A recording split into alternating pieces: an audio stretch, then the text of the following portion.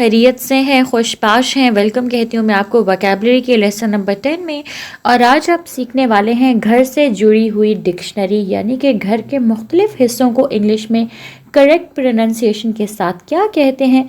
तो जानने के लिए देखते रहें वीडियो लेसन को एंड तक।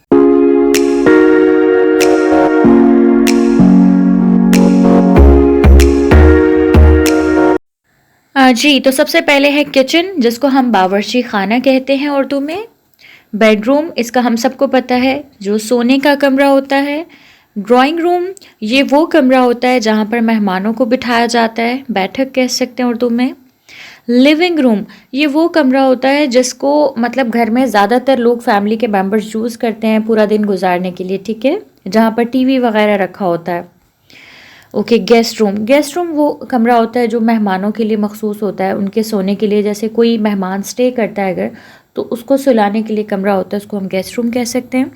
फैमिली रूम एक लिविंग रूम से थोड़ा सा डिफरेंट होता है। कुछ लोग लिविंग रूम को ही फैमिली रूम कह देते हैं, लेकिन फैमिली रूम में जो स्पेस है वो थोड़ी ज़्यादा होती है। और लिविंग रूम में होता है कि चीज़ें जो एंटरटेनमेंट से रिलेटेड होती हैं वो ज़्यादा होती हैं। और फैमिली रूम का जो बेसिक पर्पस होता है वो होता है कि अगर ज़्यादा लोग अगर बैठ के चिट चैट करें, कॉन्वर्सेशन करें, तो ऐसे रूम को फैमिली रूम कहते हैं। ओके, फॉयर या फिर एंट्रेंस हॉल, ये वो जगह होती है जहाँ से घर के अंदर एंट्री होती है, तो एक हॉल सा बना होता है, ठीक है, जहाँ पे आपने देखा है कि शैंडलियर वगैरह जो है वहाँ पे लटक रहा होता है। थोड़ा उन्होंने ऑर्नामेंटल एक डेकोरेट किया हुआ होता है, यानी कि जो एंट्रेंस होती है ना घर की, जो कि लेकिन वो एंट्रेंस कवर्ड एंट्रेंस जो होती है उसको हम कहते हैं फॉयर या फिर एंट्रेंस हॉल। अच्छा, उसके बाद है dining room. Dining room mostly जो होता है वो किचन के साथ ही जो है एसोसिएटेड होता है, जहाँ पे डाइनिंग टेबल वगैरह रखा होता है, जहाँ पे सब मिलके घर के अफराद खाना खाते हैं। अच्छा, बाथरूम, बाथरूम जो होता है वो जहाँ पर बाथ टब होता है, ठीक है, सिंक बेसिन वगैरह होता है जहाँ हाथ वगैरह धो सकते हैं, ठीक है, जहाँ पर आप बाथ ले सकते हो जिस जगह पे, उसको हम कहते हैं बाथरूम। अच्छा, वॉशरूम जो होता है, वॉशरूम के अंदर टॉयलेट, बाथरूम, ये सब मतलब यानी कि ये पूरा ऑल पर्पस को सर्व करता है, इसको हम कहते हैं वॉशरूम।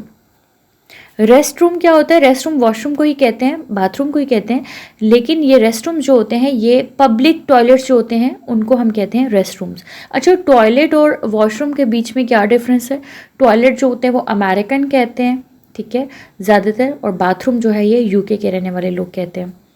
अच्छा, लॉन्ड्री रूम क्या होता है? लॉन्ड्री रूम जहाँ पर लॉन्ड्री की जाती है, यानी कि धोने वाले कपड़ों को धोया जाता है, ऐसे रूम को लॉन्ड्री रूम कहते हैं, जहाँ वॉशिंग मशीन, डिटर्जेंट वगैरह रखा जाता है। प्ले रूम एक छोटा सा एरिया, प्ले एरिया घर में बनाया जाता है बच्चों के लिए, ख़ास तौर पे जहाँ उनके टॉयज़ वगैरह रखे जाते हैं, तो ऐसे रूम को प्ले रूम कहा जाता है। होम थिएटर रूम ऐसी जगह एक घर में बनाई जाती है। कुछ लोग ऐसा करते हैं कि घर में एक बड़ी सी एलईडी लगा लेते हैं सिनेमा साइज़ की, और वहीं पर सब मिलकर जो है वो मूवी वगैरह देखते हैं, तो ऐसे रूम को होम थिएटर रूम कहा जाता है। जिम रूम, घर में एक्सरसाइज करने के लिए बाकायदा एक जगह स्पेस जो है एलोकेट की जाती है, वहाँ पर मतलब जिम वगैरह से रिलेटेड कुछ ना कुछ डम्बल्स वगैरह या ऐसी जो है प्रैक्टिसिंग एक्सरसाइज से रिलेटेड जो टूल्स होते हैं वो रखे जाते हैं, उसको जिम रूम कहा जाता है।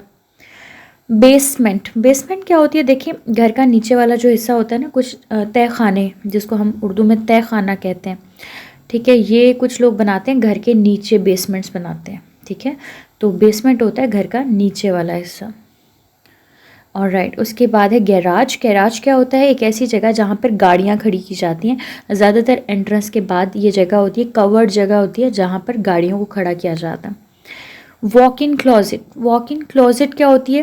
क्लोज़ेट कहते हैं जहाँ पर आप अपने कपड़े वगैरह हैंग करते हो, ठीक है, लगाते हो, तो वॉक इन क्लोज़ेट्स क्या होती हैं? कुछ लोग अपने घरों के अंदर एक रूम बाकायदा बनाते हैं छोटा सा, जिसके अंदर मतलब आप चल फिर के अपने कपड़े सेलेक्ट कर सकते हो। नॉर्मली तो ऐसा होता है ना, कपड़े अलमारी में मतलब भरे होते हैं, हमें डिसाइड करने में प्रॉब्लम होता है, तो कुछ लोग वॉक इन क्लोज़ेट्स बनवाते हैं, नहीं कि आप यहाँ से चलते चलते डिसाइड कर सकते हो मैंने कौन से कपड़े जो है वो आज के लिए चूज़ करने हैं, तो इसको कहते हैं वॉक इन क्लोज़ेट, यानी कि चलते हुए आप चलते हुए चूज़ करें।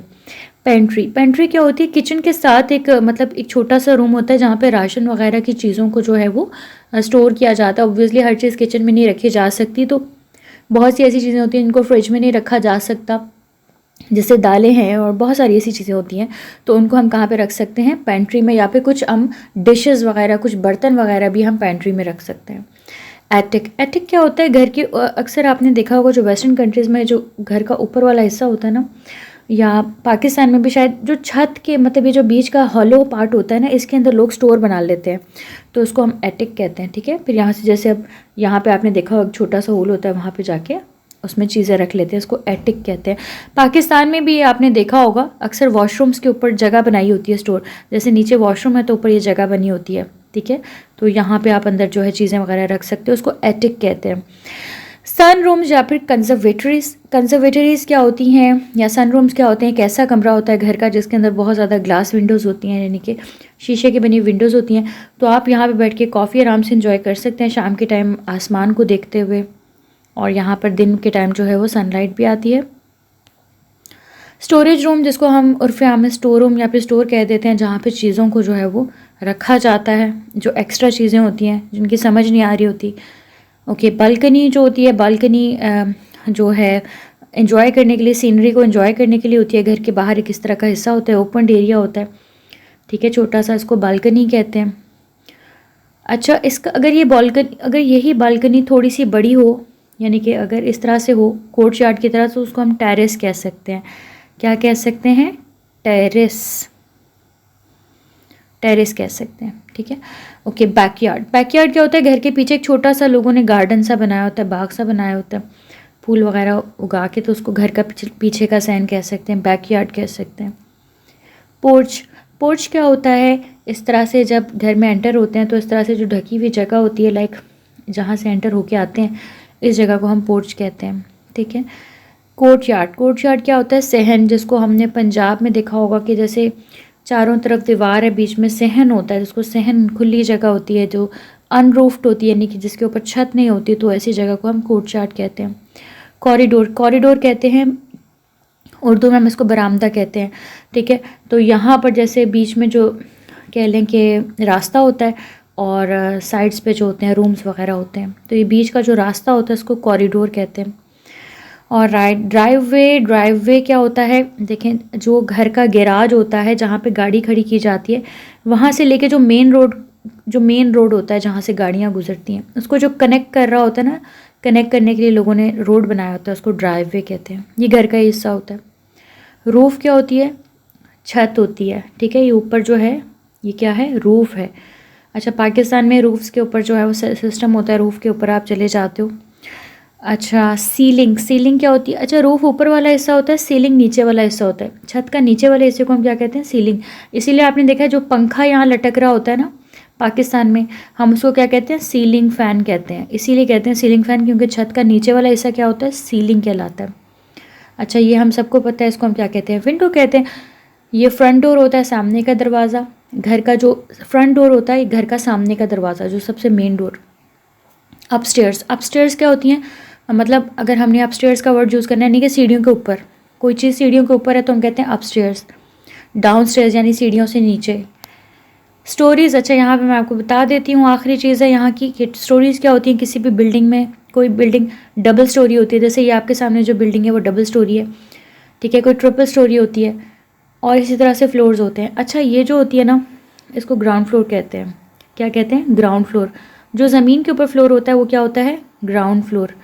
और जो ज़मीन के नीचे होता है उसको क्या कहते हैं? कमेंट बॉक्स में बताएं। अभी इसी वीडियो में मैंने आपको बताया ग्राउंड के नीचे जो होता है उसको क्या कहते हैं, उसको कमेंट बॉक्स में बताएं।